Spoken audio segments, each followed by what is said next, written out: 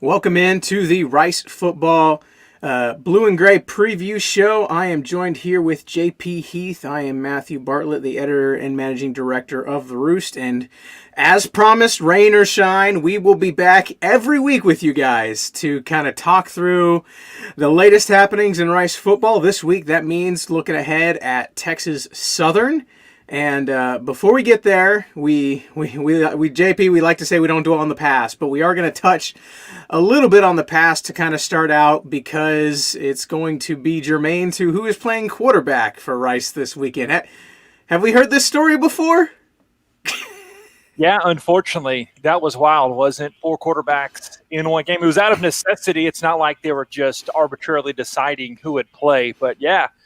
And I'm anxious to see what Jake Constantine could do, if indeed it is him. I think he will get some run in this game. That's not too bold to step out on that leash. But, yeah, they've kind of solved the running issues. Kind of. I stress they've gotten better. After the first game wasn't so great at Arkansas, but now the big issue is, like, appropriately you start off with, who's going to be your QB1? Because obviously they don't want to shuffle throughout the rest of the season. Yeah, I've been asking around to folks that I know all the way across college football, and I'm like, so riddle me this: what's the last time that you can remember a program going 3 deep at quarterback? And they're like, well, there was that one year with Ohio State, right? Maybe. And you get an ad hoc here or there, but this is going on year 4 that at least 3 different quarterbacks have played for Rice. And we talked about bad luck the other week. I don't know what it is, but something in the water. They got out of Austin back to Houston. It makes it hard to find much consistency. Yeah, exactly. That one word says it all. You have to develop that consistency. We saw the progression of the O-line play. Coach Bloomgren was very complimentary of Sanders Davis and the improvement from the Houston game to the Texas game. There are a lot of bigger holes, and the backs hit them with a little more confidence. They need to hold on to the ball a little bit better, but still, the line play, as much as you can find, again, you know me well enough by now, I am the epitome of optimism, but that was a pretty low game. But finding some grain of hope in there, that the line play improved a little bit. And I'm a big fella. You've got to start with the line, and that at least did get a little bit better. Just you have to make sure that this defensive issue isn't the problem that it could be. The numbers say that it is, but I don't think in the long term that the defense will play like this every week. Once the competition levels off for a few weeks, I think we'll see those numbers start to come back down. Yeah, and facing a no better chance for a get-right game this weekend. We get Texas Southern averaging 12 points per game. That's a far cry from some of the offenses Rice has faced so far. We will dig in that, but I did want to kind of recap the quarterback situation as it is right now, ever developing. This is, we're at Wednesday. I guess we're at noon. Are we afternoon? Technically it's 12:04, so we're afternoon. Wednesday early afternoon. I know this is a Rice show. We got to put our numbers game in there somewhere, right? So quarterback situation right now, Wiley Green has been officially ruled out for this weekend against Texas Southern, so he is not going to play. Coach Bloomgren said on Tuesday that Luke McCaffrey suffered an upper body injury that was not a concussion against Texas that forced him out of the game. He was unable to re-enter. But he has been practicing this week and sharing first-team reps with Jake Constantine.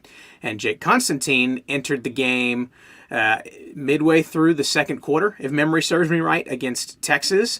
And he had actually only been cleared to play the week prior because he had missed almost all of fall camp with an injury. He had been there for spring ball. And, honestly, had it pretty rough trying to. We've seen quarterbacks try and get adjusted and learn the scheme. It's a tough learning curve. So Wiley jumped him in the spring, and then as he's kind of didn't have the chance to get back through fall camp. But last week gets cleared to play and gets thrown there against Texas. So that's where we're at right now. Luke McCaffrey and Jake Constantine splitting reps. There is optimism that Luke will be good to go for Saturday, but as of right now, they're both kind of splitting reps. And if it were my, untrained, uninformed eye, I think it's probably safe to say that Constantine is getting maybe a couple more reps.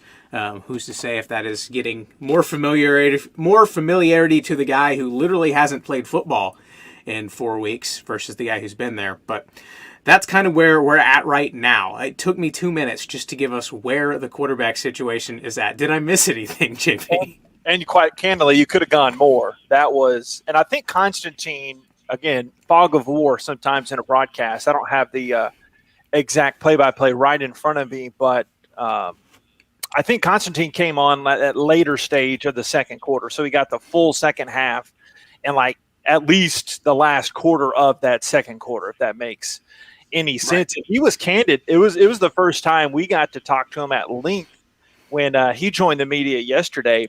And he sounds like an old man in football terms. I like him a lot. I think for what he did in the very small, virtually no prep going into that game, like getting loose in the bullpen, so to speak,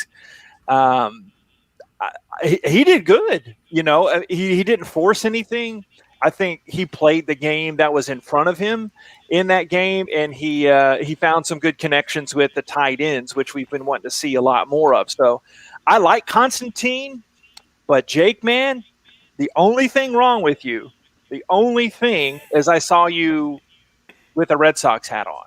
So fighting words around here. I don't know. Like around here, I mean, at least it wasn't a Yankees cap.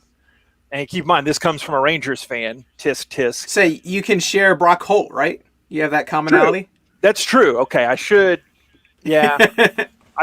have the Brock Holt exception, but he's a California guy and I guess Boise State and Weber State guy, so I don't need – anyway, side podcast aside of sports fandom. I don't want to bog down on that, but I like the cut of Constantine's jib, and if it is him for most of the game – if somehow it's 50-50 between him and McCaffrey, at least we're going to see reps from Constantine, because one thing Nate and I talked about, as you're grasping at straws to talk about a 44-0 halftime game, at least we'll know a lot more. And Constantine was the number one guy we thought that would be starting this season before we even heard a whisper of Luke McCaffrey coming to South Main. So I like the thought of seeing some reps for Constantine. I hate the fact that Wiley Green is out because he's just an incredible human being. But at least on the field, we'll get to see more of Constantine and hopefully some of McCaffrey too. That would mean he's healthy,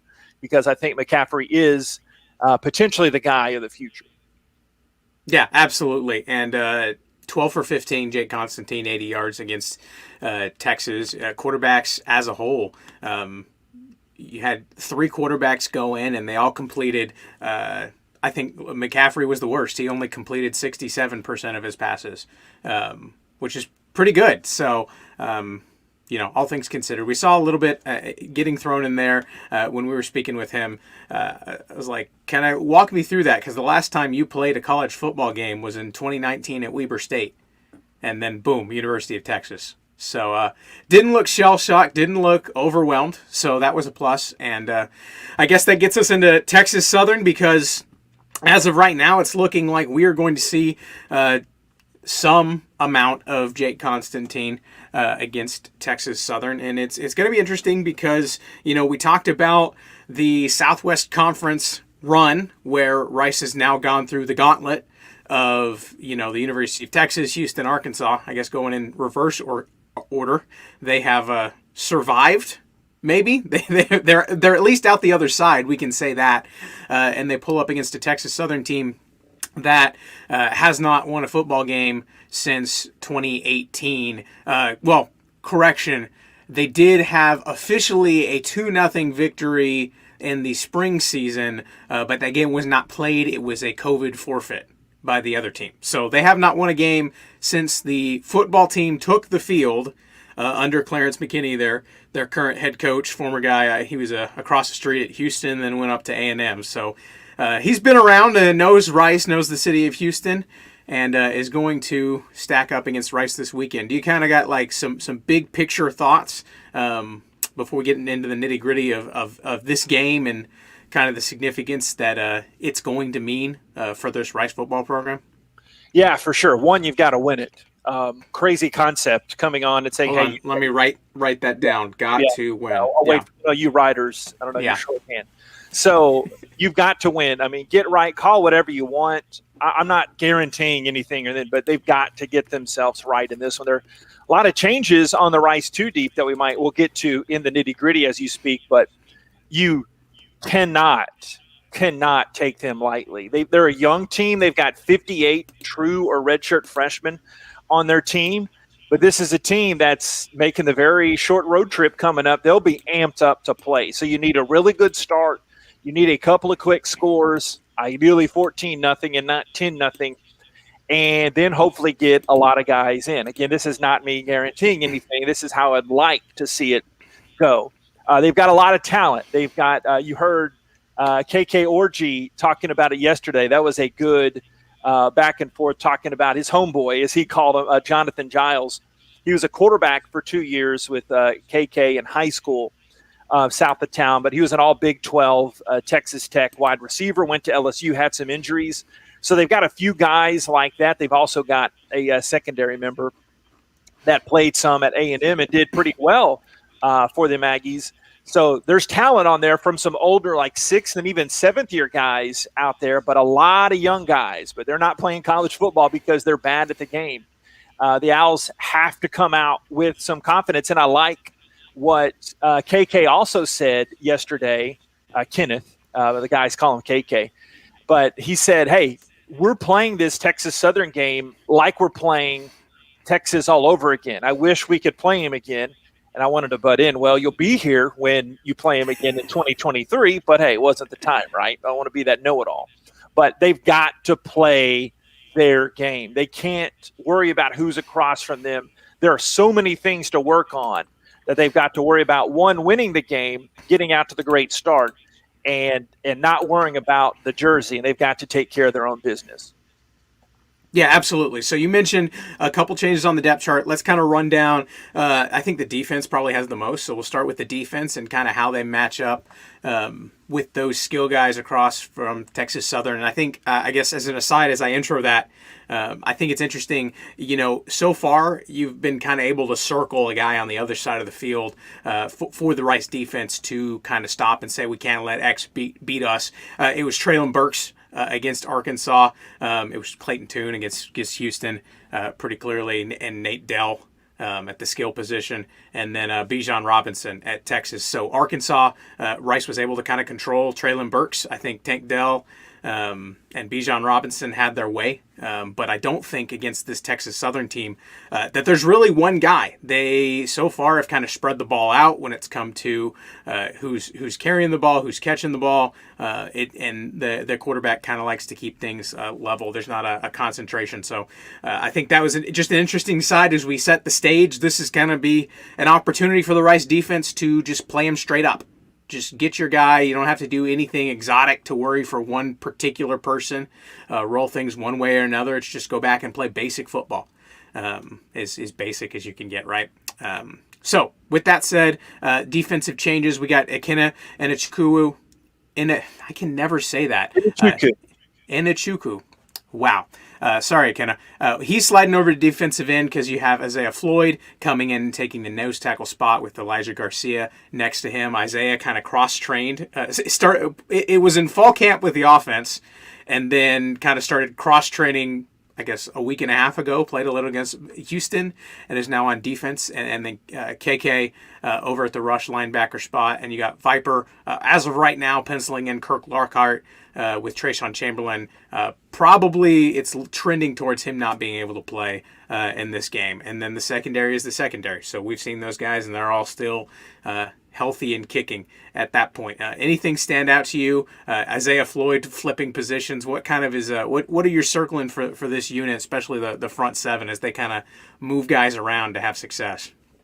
Yeah, think about that. We'll be looking down in the binoculars to see if he actually does start, because at least this digital screen that the depth chart is on, I'm looking at now, the old phrase would be it's not worth the paper it's printed on. It's not worth the digital screen it's on, but I guess it could be because it's an iPad, But anyway, I Isaiah Floyd started the win at Marshall last year.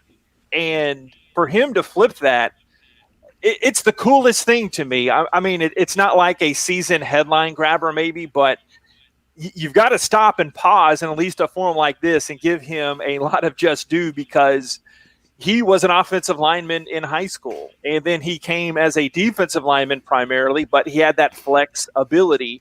And then a couple weeks ago, Brian Smith, that was a long Texas week.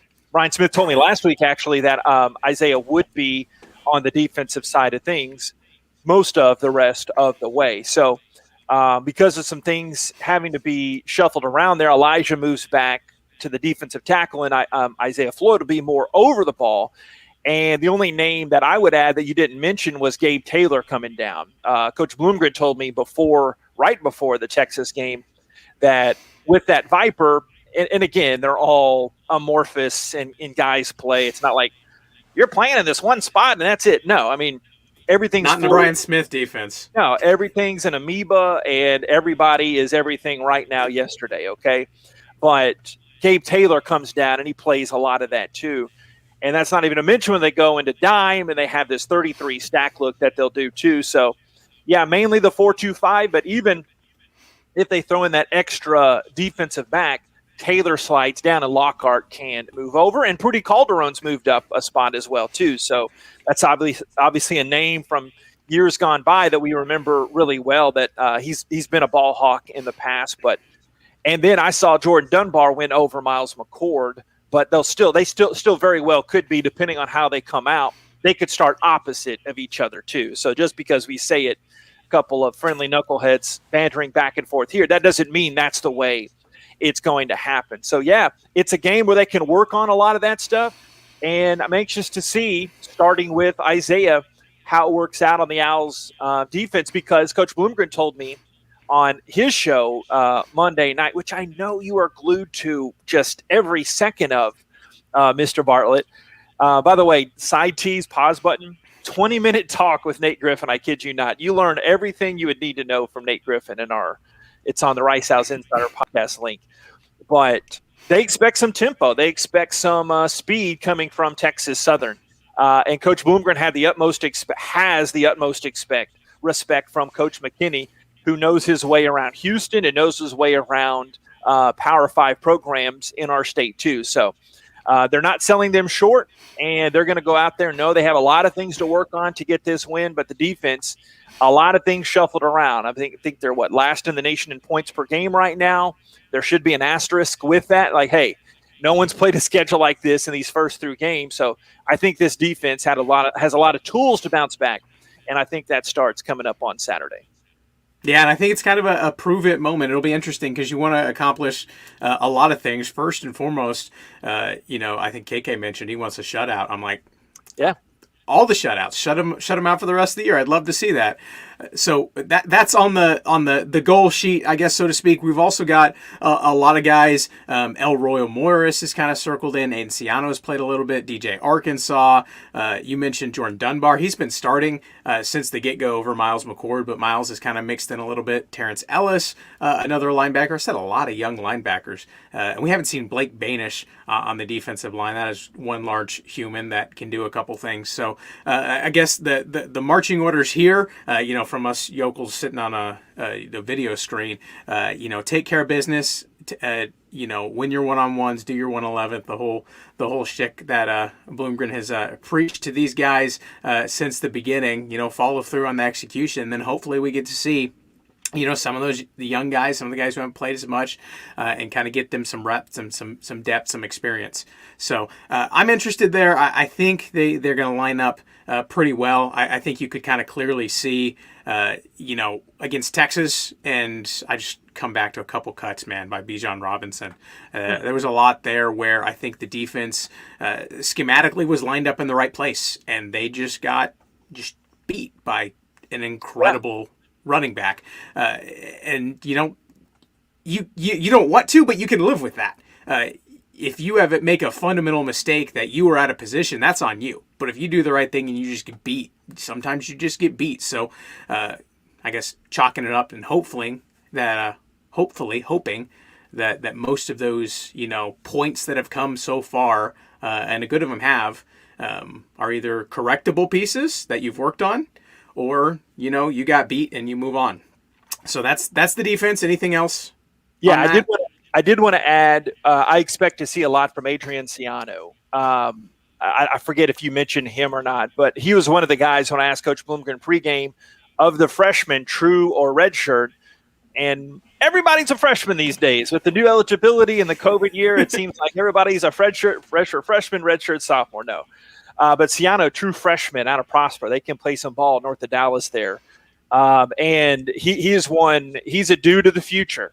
I'm not trying to put him up there with Blaze standards just yet, but they think a lot of Adrian Siano. So I had to get that one in there. And piggybacking on what you just said, I said this on the broadcast, so this is the second time I'm going on record. I can't stand complimenting Texas.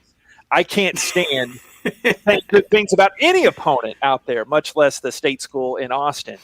But to give just respect, Bijan Robinson's going to be making a lot of money someday. That was amazing. But the run by Roschon Johnson, the guys were there. They hemmed him up, and he just cut back against the grain. But I have never seen a faster football play than that number 7. Was it Robinson? Keelan Robinson? Yeah, Keelan Robinson. And exploded through the line like that. I had never seen something like that. So, which is what he did at Alabama. Yeah. That's the kind of athlete we're talking about. Yeah, and that's the kind of athlete that was. But if you're like, well, you have an interesting way of paying the Rice defense a compliment. My scenic route of saying that is they're not going to see that again. There are no other 5-star recruits or 4-star recruits in the backfield, as far as I know, the rest of the season. So, I mean, other than Sincere McCormick at UTSA, he might not got the stars, but he's pretty darn good. Yeah, he's good. But that's one. Yeah. Let's worry about UTSA later. We got a couple weeks. That was an anomaly. That whole defensive performance, these first 3 weeks have been an anomaly so far. But anyway, I can't talk. Absolutely.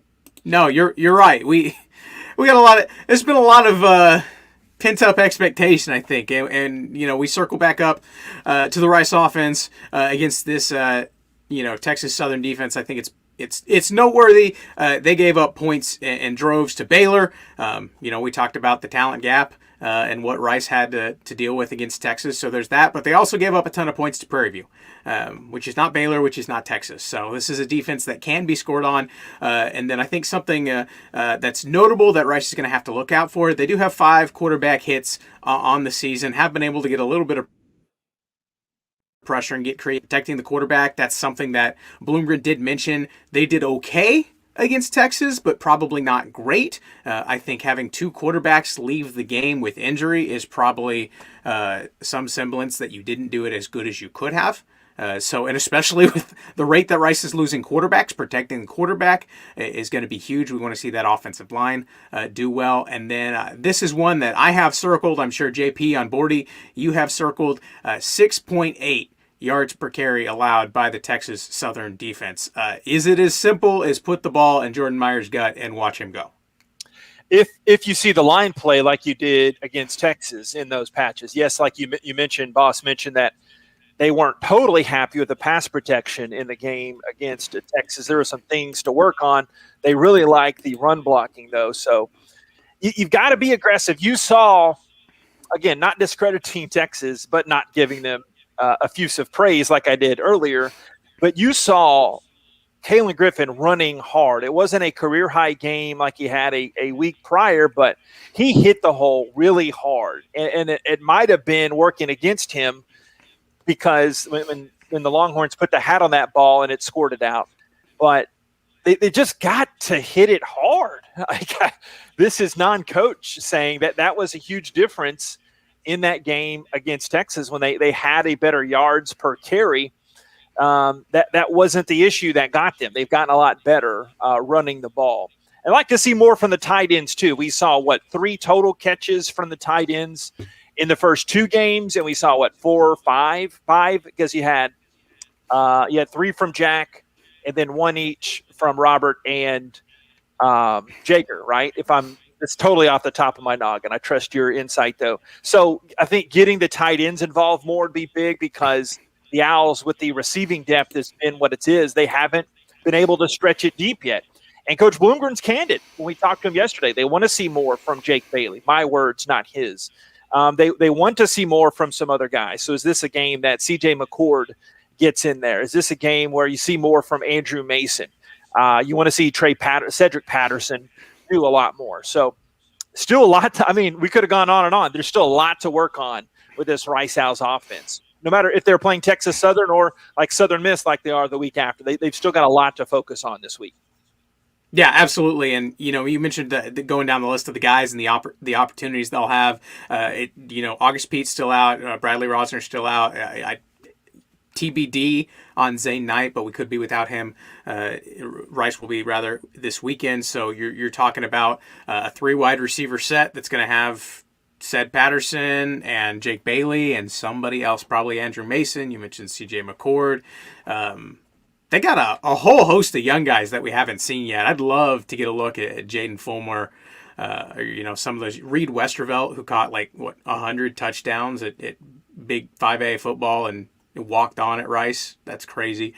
Maybe we get there. I think kind of circling the plane, if there's one thing that I've kind of circled in on that I think is most interesting for this game in this matchup, they being Texas Southern, outscored 106-24 so far this year. But the notable thing for me, and that's been probably the biggest difference in how some of their games have gone, is they have 3 points scored before halftime. And something that we saw happen to Rice, again, in both of their losses against Houston and against Texas. The other team got out to that hot start, got points right off the bat, and put this Rice offense in comeback mode, which is a place they're never going to be comfortable, or rather, maybe not never, haven't been shown to be comfortable yet.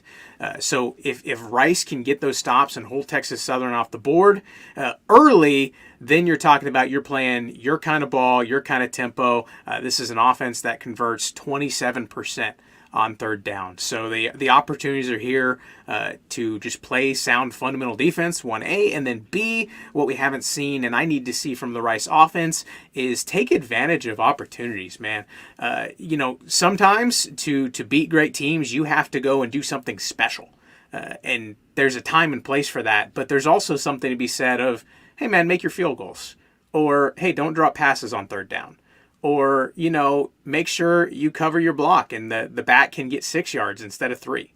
These are the kind of mistakes and gaps that we've seen so far. And so I think those two things, if the defense can just come out and play and hold this team off the scoreboard to start a new streak, 15 consecutive games without an opponent scoring on their first drive, kick off a new one of those, get some points on offense, and then you should be gravy. That's the goal, right? At least that's kind of what we're expecting to see. Any other X factors, key pieces that we're missing? One of my favorite words in the English language, gravy. The gravy on the biscuit. Not to be – remember that old Saturday Night Live skit? Was it Debbie Downer? Is that your era? I don't know. I don't watch Saturday Night Live anymore. But I don't want to be J.P. Downer here. But Rice hasn't scored in the first quarter this year. They've got to get to that fast start. Yes, a lot of it is one of the tougher group of 5 schedule, if not the toughest. Got a little nugget to say for the broadcast to tell you about that, to tease ahead. But they've been outscored 40-0 in the first 3 games. That was a big deflation getting down for everybody, getting down early to Houston. And obviously, we know what happened against Texas. So getting that start early and get your moxie, get your swagger back. Again, I don't care who they're playing this week, but kind of KK pumped me up when I heard him talking about that. We've got to come out there and know we own it and come back and just play better. Do better on third downs. They're not up to the normal Rice standard. They've been turning the ball over, wrong preposition there. They've been turning the ball over too much. They've got to secure the ball a lot better. So that's my big thing. Turnovers, lack thereof, converting on third downs, and getting off to that fast start. I'm not saying it has to be 35-0 in the first quarter, but get ahead, and that in turn makes the other team play catch up, and you can run the ball. That's football 101. You can run the ball a lot better when you have that lead. So I think that'll help a lot of things do. So much easier just to, kind of pie in the sky talk about this on our screens, right? Just that easy. Call the touchdown play, Coach. Come on, man. Yeah, the touchdown.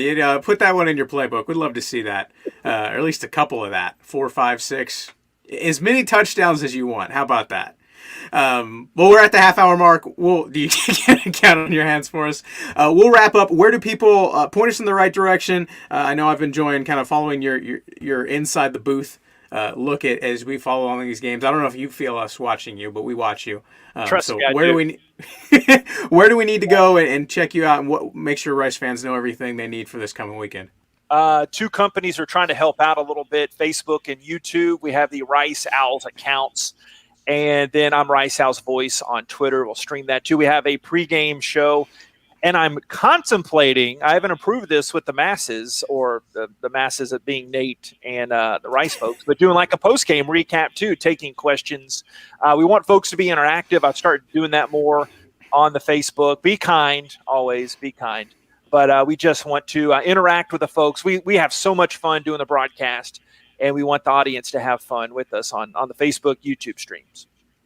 I'm in. And then for my stuff, I'll do a quick plug here, especially with one day, JP, we're going to stop talking about quarterback injuries. I'm speaking it into existence. Good. But until then, make sure you hop over on Patreon, patreon.com/@theroost.